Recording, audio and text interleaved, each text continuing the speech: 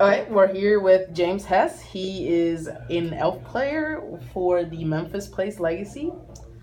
And this we have this deck list. Is there anything specific you want to tell us about this, James? All right, so I'm going to assume a base level of knowledge about elves. Essentially, most people know the interaction between Nettle Sentinel and Heritage Druid, where you can just get a bunch of mana by tapping elves over and over. There are some key synergies in the deck that make it really, really good. The Elvis Visionary and Wirewood Symbiote combo is probably the most notable. There's a lot of games that I win just by drawing, 3 or 4 extra cards just by doing that over and over.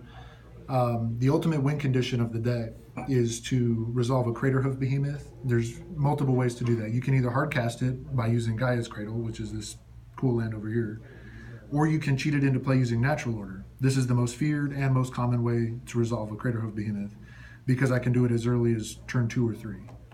The other way to get it into play is using Green Sun Zenith, which is a universal tutor that can get any creature in my deck, which is important. And then the deck is probably most commonly known, not for all that stuff, but for this card right here, the Glimpse of Nature.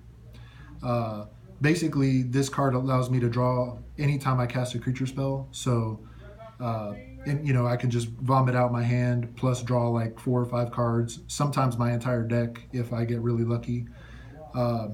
You'll notice that there's some weird numbers in this list.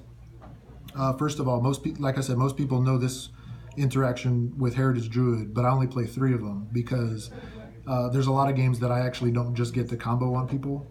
Then I have 2 Birchlore Rangers. Most people only play 1, but the reason for that is because I have lots of black cards in my sideboard that I need to cast, so that guy allows me to tap for any color mana. The Craterhoof Behemoth is the win condition. Reclamation Sage gives me a lot of versatility in matchups that I'd otherwise have a hard time against. Chalice of the Void on 1 is usually a bad time, except I have this guy to tutor up and kill that. I can also use it to kill Umazawa's Jites, random equipment, Metal Worker, if that's a thing. Then I also have this card, Scavenging Ooze, which improves my Reanimator matchup. It's good against lands, dredge, any deck that interacts with the graveyard. It's also very good against Delver because they pretty much can't kill it. As soon as I get it above 4 toughness, they just can't kill this card. And then the most strange addition that most elf players don't bother with is the Sylvan Library. It's one of my favorite cards in the deck, and I have a hard time cutting it, even though I should probably do that at some point. But every time I try to cut it, it wins me a game. Just won me a game a second ago, so that card's not going anywhere anytime soon. And then the last thing I'll say as far as just the deck list itself is the mana base. It's the best mana in any deck that I've ever played. You run 7 to 8 fetch lands. Most people run 8, but I'm only running 7 today, and that's because I'm adding these extra utility lands. Gaia's Cradle probably should be banned, but because it's green, Wizards likes it. Pendlehaven gives us some utility, helps out against punishing fire decks with Fork Bolt, can do cool stuff against Umazawa's Jite, where if they shrink a 2/2 down to a 1/1, then I can use Pendlehaven to save it on the second counter. Bayou's a Bayou, it's a good card. The 2 basic forests win me a lot of games because it makes me wasteland proof. Like there's many games where I play against a wasteland deck and I go get forest as my first land, and there's nothing they can do. Their wastelands just sit and play the entire game and they can't do anything with them. And Dryad Arbor is quietly the best creature in the deck. This is my best turn 1 play. I can fetch it on turn 1 using Green Sun Zenith, and it generates more mana than any other single creature in the deck. So, why did you play this deck this weekend?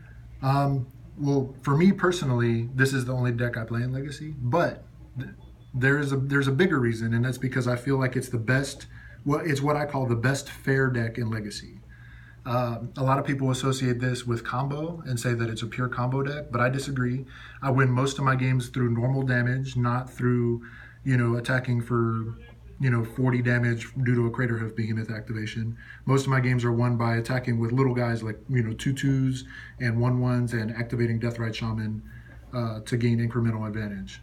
So it's one of the best decks at grinding against fair decks. Delver decks have a really hard time dealing with all these threats because each card is individually a threat, with the exception of like Heritage Druid. That's like one of the only cards that's not a threat by itself.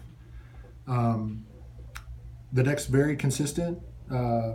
The combo matchup is not that great, but in the sideboard, I have lots of discard to shore up those matchups.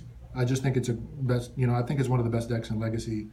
It does take a lot of practice to play, so I wouldn't recommend just like, firing up Elves if you've never played it before. I would get some games in with your, friends or playtest group before trying to run this at a tournament. But it's the most fun you can have in Legacy. I can guarantee that. Okay, what would you recommend other than games playing if somebody's picking up this deck? The best thing that you can do is read articles.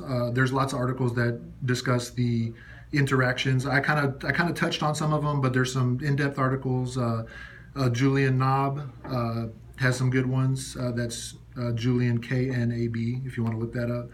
Ross Merriam has written some good articles. So has Chris Anderson. Those guys are kind of the pioneers of the Elf deck. Or if you want to watch match videos, this goes back as far as Pro Tour Berlin, where it dominated the top 8. That's back when this was an extended deck. So there's lots of options as far as learning tools. MTG The Source is a good option for information. I'm sure there will be some articles in the future on Cuba Gaming if Patricia has her way. So. All right. What would you say the Elves matchup goes with the meta in the current Legacy meta? All right. So the current metagame is extremely fair. There's not nearly enough combo decks. There should be more combo decks, and there's not for some reason. Sneak and Show is starting to get more popular, but as of right now, it's mostly Miracles, Delver, Black-Green X decks, and I group all those together. Any deck with Deathrite Shaman, Tarmogoyf, and discard spells is what I consider Black-Green X. And we have an amazing matchup against all those. Miracles can be a difficult matchup, but it is winnable. And really the only decks that we struggle against are Reanimator, Sneak and Show, and some very obscure decks. Pox is an impossible matchup, but you almost never see that. So. Okay. Perfect. So what would you say about the current Legacy format? I know you said it's healthy right now. Do you think there's anything that's over the top that should probably get looked at by Wizards? In my opinion, I think the format is about as balanced as it could be. The only ban that I would consider is maybe Counterbalance. Brainstorm, honestly, like, 1 second, we're good. Brainstorm is a potential ban. I know blue players hate that, but the card's really too good. I probably should be playing it, to be honest, but I think Legacy's pretty much perfect. At the last Grand Prix that I went to, out of 14 rounds, I played against a total of 12 different decks. So that's one of the most diverse metagames. If you look at any Legacy top 8, it's at least 6 or 7 different decks. No other format does that. Legacy's awesome. Everybody should play. Awesome. Okay, thank you so much. Is there anything else you'd like to say about the deck, or? Well, I'd like to just give a shout out to Cuba Gaming for letting me do this, and I gotta also throw in a shout out for Gamers Guild in Spring Lake, North Carolina. So there you go. that's my old shop, and they're awesome. So cool. Thank you so much, James. Thank you.